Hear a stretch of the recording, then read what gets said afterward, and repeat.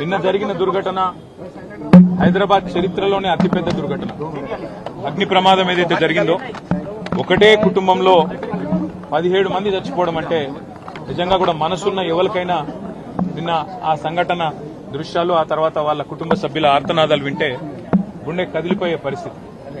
బాధాకరం ఏంటంటే ఇక్కడికి వచ్చిన తర్వాత కుటుంబ సభ్యులు అగర్వాల్ సమాజం యొక్క వాళ్ళ కుటుంబం యొక్క సభ్యులతో మాట్లాడుతుంటే 2.5 పాపను నిన్న అక్కడ సమాధి చేసి వచ్చినాం. అంతకంటే మాకు ఈ జీవితంలో ఇంతకంటే దౌర్భాగ్యమైన రోజు ఇంకోటి ఉండదు. మేము ఎందుకు బతుకున్నామా అనే బాధ అవుతుంది సార్.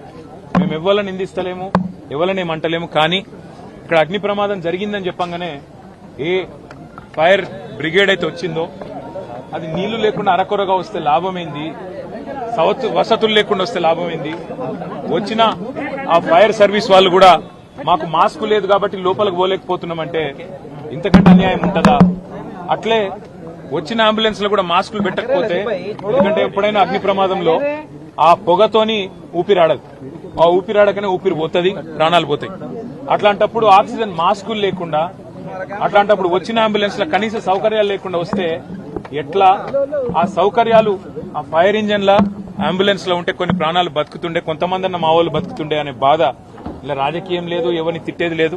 కానీ ఒకటి మాత్రం వాస్తవం, ఇంత లాపర్వా ఉంటే మాత్రం ప్రజల ప్రాణాలు మల్లబోయే ప్రమాదం ఉంది. వాళ్ళు ఎంత గొప్ప వాళ్ళంటే ఒకటే కుటుంబంలో 17 మంది చచ్చిపోయినాక కూడా వాళ్ళు అంటున్న మాట ఏంది ఇక్కడికి వచ్చినాకంటే ఎవరిని తిడతలేరు, వాళ్ళు రాజకీయం చేస్తలేరు, ఎవరిని ఫలానా వాళ్ళు మంచోళ్ళు కాదు చెడ్డోళ్ళు అంటలేరు.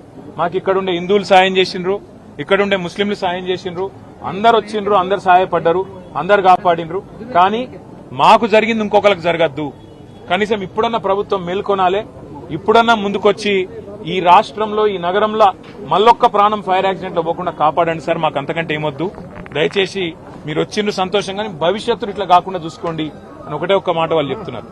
Minute to minute live updates కోసం మా R9 తెలుగు న్యూస్ ఛానల్ ని లైక్ చేయండి, షేర్ చేయండి, కామెంట్ చేయండి. మర్చిపోకుండా బెల్ సింబల్ ని క్లిక్ చేయండి.